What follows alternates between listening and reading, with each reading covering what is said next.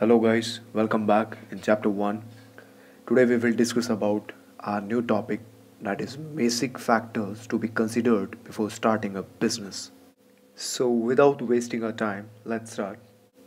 Guys, starting a business enterprises is always similar to any other human effort in which resources are employed to achieve certain objectives, okay? And successful results in business totally depend largely upon the ability of the entrepreneurs or the starters of a new business to anticipate problems and solve them with minimum cost. And this is especially true of the modern business world where competition is very tough and risks are very high. And some of the problems which business firms encounter are of a basic nature. Let us take an example. Suppose if you want to start a factory, then plans must be made and implemented about such problems as the location of the firm or location of the business and the possible number of customers and the kind of amount of equipments and the shop layout and the purchasing and financing needs and hiring of workers.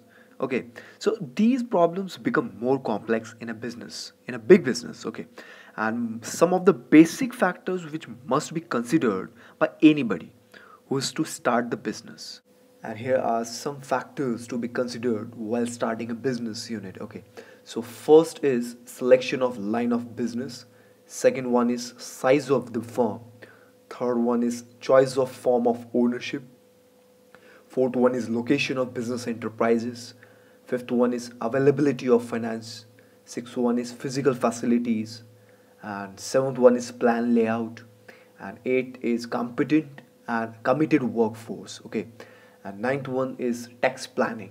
Okay, and tenth is launching of enterprises. So one by one we will discuss about these factors. Okay guys, our first basic factor is selection of line of the business. Okay, so in this, the first thing is to be decided by any entrepreneur of a new business is the nature and types of business. Okay, and he or she will obviously like to enter that branch of industry and commerce which has the possibility of a greater amount of profits. Okay, and the decisions will be influenced by the customer requirements in the market and also the kind of technical knowledge and interest the entrepreneur has for producing particular product. आप किसी भी तरह का business start करना चाहते हैं तो सबसे पहले आपको ये पता होना चाहिए कि आपको बिजनेस कहाँ करना है, कौन सी इंडस्ट्री में जाना है, कौन से फील्ड में जाना है, किस चीज़ का बिजनेस करना है। आपको टेक्निकल नॉलेज होनी चाहिए, मार्केट की नॉलेज होनी चाहिए। आप जिस चीज़ का बिज़नेस करना चाहते हैं क्या उस बिज़नेस की रिक्वायरमेंट है सोसाइटी को, क्या आप अपने बिज़नेस से सोसाइटी की प्रॉब्लम्स को सॉल्व कर सकते हैं, सोसाइटी की नीड्स एंड वांट्स के बारे में क्या आप सोच रहे हैं। Because as we know society आपको इतना कुछ दे रही है तो it is your responsibility also as a business man कि आप भी सोसाइटी को या सोसाइटी के लिए कुछ ना कुछ करें।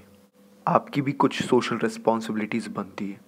आप उसी चीज़ का बिज़नेस करना पसंद करेंगे जहाँ जिस फील्ड के अंदर जिस प्रोडक्ट की आपको अच्छी नॉलेज होगी, ठीक है, और आपका इंटरेस्ट इवन सोसाइटी में कस्टमर्स का इंटरेस्ट आपके प्रोडक्ट के अंदर या उस पर्टिकुलर प्रोडक्ट से रिलेटेड क्या इंटरेस्ट है कस्टमर्स का और उस पर्टिकुलर प्रोडक्ट से आप कितनी अर्निंग कर पाएंगे। कहने का मतलब है कि उस पर्टिकुलर प्रोडक्ट की डिमांड्स मार्केट में सोसाइटी में है भी या नहीं। सो you can say that selection of line of business is totally based on the requirements and the market nature and types of business to be selected. Okay guys, now our second basic factor is size of the firm. Guys, after selecting of line of business, our second one is size of the firm. It is very important. If we discuss about the size of the firm, you guys always be remember what that is small scale, medium scale and large scale. These are the size of the firms. Okay, now how you decide that your company is a small scale or medium scale or large scale? No doubt this type of decisions totally based on the amount of funds available, okay, and demand for the product in the market size of the firm. आपके पास कितना amount available है और जो product आप manufacture कर रहे हैं उस प्रोडक्ट की डिमांड कितनी है मार्केट के अंदर, बिकॉज उसी के अकॉर्डिंग आप मैन्युफैक्चरिंग प्रोडक्शन करेंगे, डिमांड्स के अकॉर्डिंग ही। And availability of funds and demand for the product in the market, इन दोनों के बेस पे ही डिसाइड होगा कि आपकी फर्म स्मॉल है, मीडियम है या लार्ज स्केल पे काम कर रही है। Now, a third basic factor is choice of form of ownership. Guys, it is totally based on the amount of capital required and legal formalities to be filled in, okay, and liabilities of the owner. Then the form of ownership is to be decided, okay guys. Forms of business organization के लिए हम हमेशा ये देखते हैं कि हमें कितना कैपिटल रिक्वायरमेंट है और कौन कौन सी लीगल फॉर्मेलिटीज़ हमें करनी पड़ेगी और कौन कौन सी लीगल फॉर्मेलिटीज़ हमने कर सकते हैं या करेंगे हम, और जो ओनर्स हैं उनकी लाइबिलिटी क्या है। गाइज, लाइबिलिटीज़ का मतलब क्या होता है कि जो हमें फ्यूचर में पे करना है, जैसे in the form of salaries, in the form of wages, interest और income tax, okay. Forms of business organization अलग अलग तरह के होते हैं, जैसे कि सोल प्रोप्राइटरशिप देख लीजिए आप, जॉइंट हिंदू फैमिलीज देख लीजिए, पार्टनरशिप देख लीजिए, जॉइंट स्टॉक कंपनी हो गया हमारा, कोऑपरेटिव सोसाइटीज़ हो गया। तो इन सब फॉर्म्स ऑफ बिजनेस ऑर्गेनाइजेशन में आप एज अ ओनर कौन सा form of business organisation choose करेंगे, बिकॉज इन सभी फॉर्म्स ऑफ बिजनेस ऑर्गेनाइजेशन में जो कैपिटल रिक्वायरमेंट है वो बहुत डिफरेंट है। जैसे मैं आपको एक एग्जांपल देता हूँ, देखिए सब सोल प्रोप्राइटरशिप की बात करता हूँ। तो सोल प्रोप्राइटरशिप क्या होता है? सोल प्रोप्राइटरशिप एक तरह का बिजनेस है which is owned, managed and controlled by a single individual who is the recipient of all profits and bearer of all risk.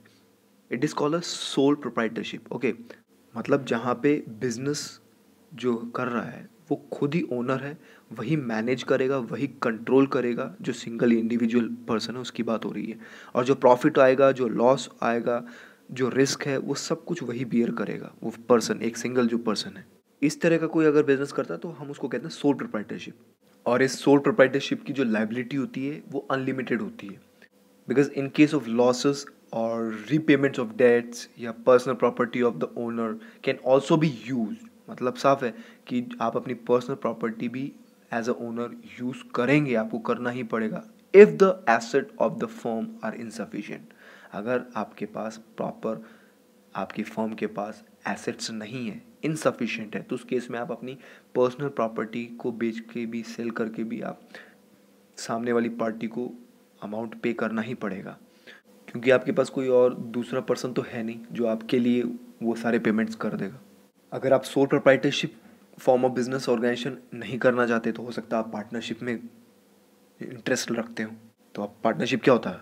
Partnership is a form of organisation, okay, in which two or more persons agree to cooperate to advance their mutual interest in a business venture, okay, and this form of organization is an improvement over sole proprietorship as it ensures greater capital investment, varied professionals and managerial skills and sharing of risk. So ultimately as a owner, as a individual person आपको initiate लेना पड़ेगा शुरू में कि आप कौन सा form of business organisation choose करेंगे। Then our fourth basic factor is location of the business enterprise. Guys, it is totally based on the availability of raw materials and infrastructure facilities. Location of the business is to be selected, no doubt. जब आपने business का lines choose कर लिया, company का size कितना है ये भी आपने डिसाइड कर लिया, ठीक है, फिर आपने ownership, form of business organisation ये भी डिसाइड कर लिया, तो आप ये भी तय करिए, ये भी फाइनल करिए कि आपकी बिजनेस एंटरप्राइजेस की लोकेशन क्या होगी। और ये टोटली डिपेंड करता है आपके पास रॉ मटेरियल कहाँ से आएंगे, कहाँ से अवेलेबल होंगे, कितने अवेलेबल होंगे, जितना आपको चाहिए उतने अवेलेबल हो पाएंगे कि नहीं। जिस जगह आप अपना बिजनेस एंटरप्राइजेस ओपन कर रहे हैं वहाँ पे proper availability of raw materials है कि नहीं, प्रॉपर इंफ्रास्ट्रक्चर फैसिलिटीज़ है कि नहीं, तब जाके आप ये डिसीजन लेंगे कि आपकी कंपनी, आपका बिजनेस एंटरप्राइज किस लोकेशन में एग्जिस्ट करेगा। Then our fifth basic factor is financing the proposition. Guys, financing the proposition is also called a financial requirement. Okay, in this the businessman must analyze the amount of capital, okay, he or she might require to buy fixed assets. And for working capital refers to day-to-day expenses, okay. And proper financial planning must be done to determine the amount of funds needed, okay. यहाँ पे आपको proper financial planning करनी होती है, जिससे ये determine होता है कि आपको कितने फंड्स की ज़रूरत है। सो बेसिकली जो बिजनेसमैन होता है वो एनालाइज करता है कि उसको कितना अमाउंट ऑफ कैपिटल चाहिए, ठीक है, बिकॉज उसके जो वर्किंग कैपिटल जो उसका डे टू डे एक्सपेंसेस है वो भी उसे देखना है। उसे कुछ फिक्स एसेट्स भी परचेज करनी पड़ेंगी जिससे वो प्रोडक्शन करेगा या और जो फर्दर एक्टिविटीज़ है उनको करेगा। So you can say that he और she might require to buy fixed assets और and for working capital, that is day to day expenses. So proper financial planning must be done to determine the amount of funds needed, okay. Then our sixth basic factor is physical facilities. Guys, physical facilities means availability of physical facilities including like machines, equipments, buildings, and supportive services are also be considered before starting a business. And this decision totally depends upon the size, scale and types of business activities he or she want to carry on. Financial planning के बाद आप ये देखेंगे कि आपको कौन कौन सी physical facilities की ज़रूरत है। आपको कौन कुछ मशीन्स की ज़रूरत पड़ेगी तो ऑब्वियसली उन मशीन्स को आपको परचेज़ करना पड़ेगा। प्रोडक्शन के लिए आपको कुछ इक्विपमेंट्स खरीदने पड़ेंगे अगर आपको चाहिए तो ऑब्वियसली आप रेंट के बिल्डिंग पे या फिर आप अपनी खुद की बिल्डिंग कंस्ट्रक्ट करवाएंगे। कहाँ आप बिज़नेस करना चाहते हैं, जहाँ भी, ठीक है। और ये सब किस बेस पे डिसाइड करेंगे कि आपकी फर्म का, आपके बिजनेस एक्टिविटीज़ का जो साइज क्या है, स्केल क्या है, किस लेवल पे आप काम कर रहे हैं, किस टाइप की आप बिजनेस एक्टिविटीज़ कर रहे हैं, इन सब पे डिपेंड करता है। Then our seventh basic factor is plant layout. Plant layout should draw to show the arrangement of these facilities. These facilities refers to any type of machines, okay. Plant layout के अंदर आप ये देखेंगे कि आपको जो फैसिलिटीज़ चाहिए, मतलब जो भी मशीन्स वगैरह चाहिए उनका अरेंजमेंट्स आप करेंगे क्योंकि आपको प्रोडक्ट का मैन्युफैक्चरिंग वगैरह ये सब करना पड़ेगा, ठीक है। तो ये अरेंजमेंट्स कैसे करोगे, चाहे मशीन्स हो चाहे इक्विपमेंट्स हो, इन सभी चीज़ों का आप कैसे अरेंजमेंट्स करेंगे, क्योंकि आपको ऑब्वियसली मैन्युफैक्चरिंग करनी है प्रोडक्ट की। तो आपको प्रोडक्ट की मैन्युफैक्चरिंग करते वक्त आपको प्रोडक्ट की मैन्युफैक्चरिंग प्रॉपर ढंग से हो आपकी, तो उसके लिए आपको मशीन्स की भी ज़रूरत पड़ेगी, आपको इक्विपमेंट्स की भी ज़रूरत पड़ेगी। तो इन सब का अरेंजमेंट आपको पहले से ही करना है, कहाँ से करना है ये सब आप पहले से ही डिसाइड करेंगे, and it is called a plant layout. Then our eight basic factor is competent and committed workforce. In this, the entrepreneur must find out the requirement of skilled and unskilled workers and managerial staff to perform various activities, okay.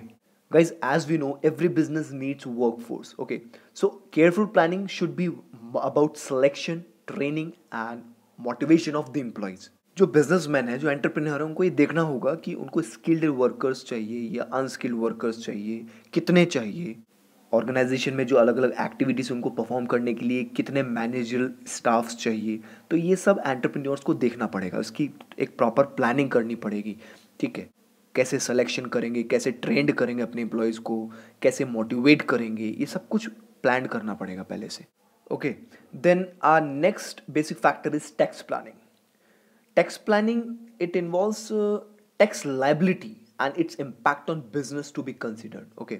Guys, no doubt regarding tax planning, the entrepreneur must try to analyze the types of taxes because there are a number of tax laws in our country which affect the functioning of the business, no doubt।